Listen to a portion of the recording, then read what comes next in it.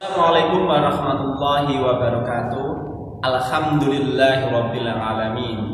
Kembali lagi di video pembelajaran pendidikan agama Islam dan budi pekerti. Pada video kali ini kita akan membahas tentang iman kepada kitab-kitab Allah. Apa saja itu kitab-kitab Allah? Bisa kalian lihat di samping. Inilah beberapa kitab-kitab yang diturunkan Allah Subhanahu wa taala. Iman kepada kitab Allah Subhanahu wa taala artinya meyakini sepenuh hati bahwa Allah Subhanahu wa taala telah menurunkan kitab kepada nabi atau rasul yang berisi wahyu untuk disampaikan kepada seluruh umat manusia. Di dalam Al-Qur'an disebutkan bahwa ada 4 kitab Allah Subhanahu wa taala yang diturunkan kepada para nabinya, yaitu Taurat diturunkan kepada Nabi Musa alaihissalam, Zabur kepada Nabi Daud alaihissalam, Injil kepada Nabi Isa alaihissalam, dan Al-Quran kepada Nabi Muhammad sallallahu alaihi wasallam.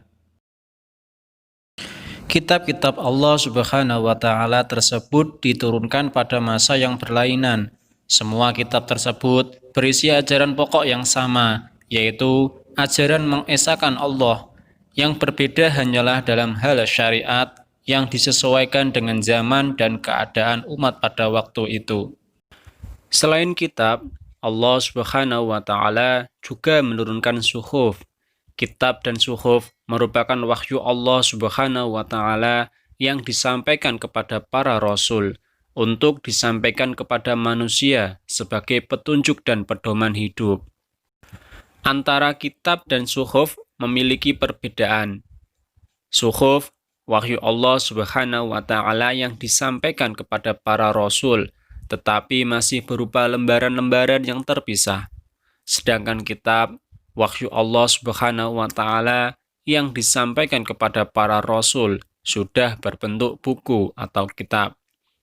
Isi suhuf sangat simpel, sedangkan isi kitab lebih lengkap jika dibandingkan dengan isi suhuf. Di dalam Al-Quran disebutkan adanya suhuf yang dimiliki Nabi Musa alaihissalam dan Nabi Ibrahim alaihissalam. Bismillahirrahmanirrahim. Inna hadza lafis suhufil ula suhufi Ibrahim wa Musa. Sedangkan untuk kitab-kitab Allah di dalam Al-Quran terdapat 4 kitab. Kitab Allah yang pertama yaitu kitab Taurat. Kata Taurat berasal dari bahasa Ibrani.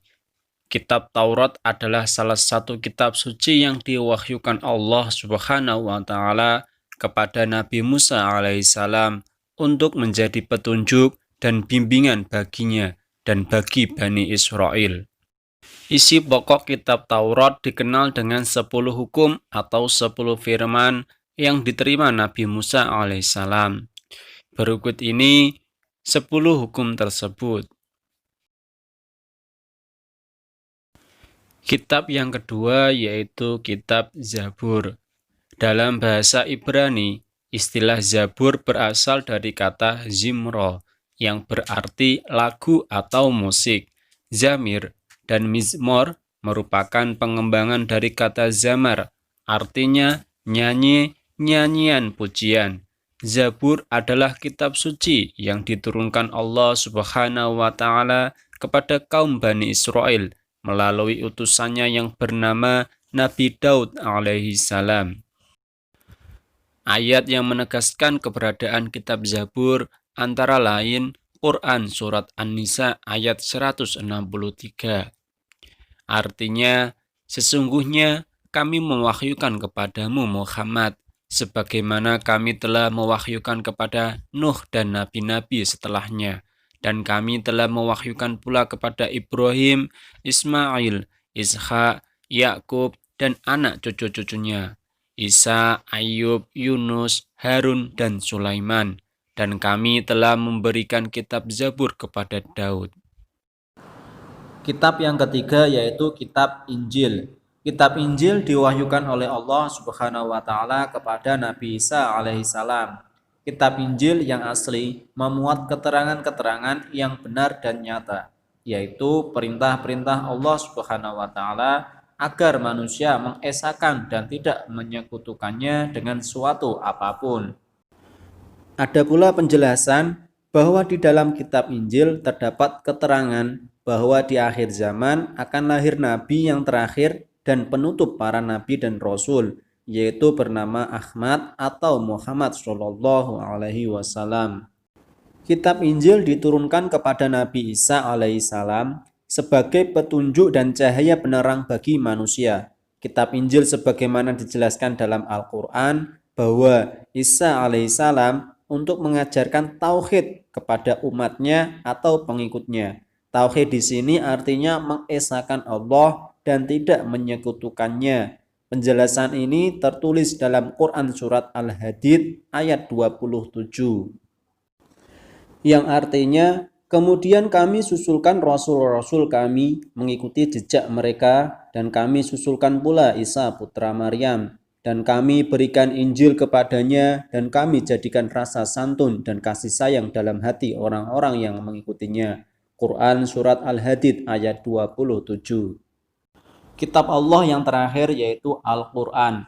Al-Quran diturunkan Allah Subhanahu wa taala kepada Nabi Muhammad Shallallahu alaihi wasallam melalui malaikat Jibril.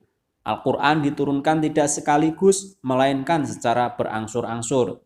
Waktu turun Al-Quran selama kurang lebih 23 tahun atau tepatnya 22 tahun, 2 bulan, 22 hari. Terdiri atas 30 juz, 114 surat. Wahyu pertama adalah surat Al-Alaq ayat 1-5. Diturunkan di Gua Hira ketika Nabi Muhammad SAW sedang berkhalwat. Dengan diterimanya wahyu pertama ini, Nabi Muhammad SAW diangkat sebagai Rasul, yaitu manusia pilihan Allah Subhanahu wa taala yang diberi wahyu untuk disampaikan kepada umatnya. Dan wahyu yang terakhir turun adalah Quran surat Al-Maidah ayat 3. Ayat tersebut turun pada tanggal 9 Dzulhijjah tahun 10 Hijriah di Padang Arafah. Ketika itu beliau sedang menunaikan haji wada atau haji perpisahan. Beberapa hari sesudah menerima wahyu tersebut, Nabi Muhammad SAW wafat. Al-Quran yang diwahyukan kepada Nabi Muhammad SAW menghapus sebagian syariat yang tertera dalam kitab-kitab terdahulu dan melengkapinya dengan tuntunan yang sesuai dengan perkembangan zaman. Al-Quran merupakan kitab suci yang terlengkap dan berlaku bagi semua umat manusia sampai akhir zaman. Oleh karena itu, sebagai muslim, kita tidak perlu meragukannya sama sekali. Firman Allah Subhanahu wa taala dalam Quran surat Al-Baqarah ayat 2. A'udzu billahi minasyaitonir rajim. Dzalikal kitabu la raiba fihi hudal lil muttaqin. Adapun isi pokok Al-Qur'an yaitu akidah atau keimanan, ibadah, baik ibadah mahdhah maupun ghairu mahdhah, akhlak seorang hamba kepada Khalik, kepada sesama manusia dan alam sekitarnya, muamalah yaitu hubungan manusia dengan sesama manusia, kisah yaitu cerita nabi dan rasul, orang-orang soleh dan orang-orang yang ingkar, semangat mengembangkan ilmu pengetahuan. Kita sebagai umat Islam wajib mengimani dan mempercayai isi Al-Quran karena Al-Quran merupakan pedoman hidup umat manusia, terlebih lagi pedoman hidup umat Islam. Apabila kita tidak mengimani dan mengamalkannya, kita termasuk orang-orang yang ingkar. Cara mengamalkan isi Al-Quran adalah dengan mempelajari cara belajar membaca, baik melalui Iqra, Qiraati, atau metode lainnya. Kemudian mempelajari artinya, menganalisis isinya, dan langsung mengamalkannya.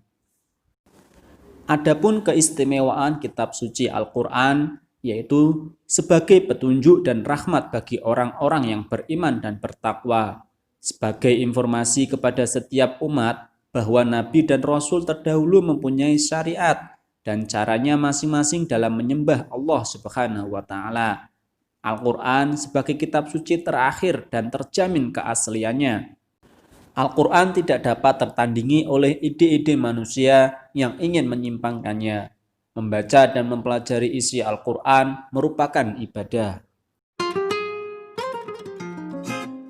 Itulah video pembelajaran tentang iman kepada kitab-kitab Allah. Untuk materi-materi berikutnya kita posting pada video berikutnya.